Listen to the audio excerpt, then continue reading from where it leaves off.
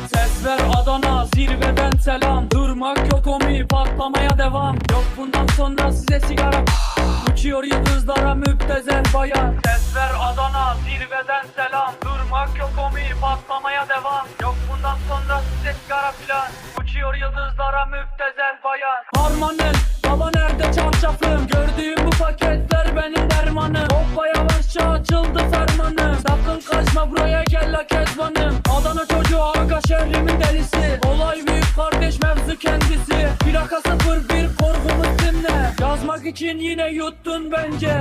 Hey torbacı bana versene borç. Olmaz lan valla mallar beşik atıyoruz. Bu yüzden babamın cüzdanını çalıyoruz. Akşam olunca dayak yemeye başlıyoruz. Sesler Adana, zirveden selam. Durmak yok omi, patlamaya devam.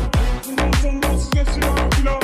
Uçuyor yıldızlara müptezel bayan. Ben yazınca mı gol neşemiz yerinde. Siz ayrı tripte bense düşüşte. Halüs görüyorum ben bu sahnede. Kaç paket sigara bitti lan o kahvelerde. Hapı yutmayınca dönmüyor teperi. Tribe sokma beni, Sikerme beni. gidin heyecan abinize selam söyleyin. Tahtını sikiyorum ben de böyleyim. Demiş Adana merkezin sözler çalıntı. Bunu kim kimden yaptı alıntı. O şişko menajerin ona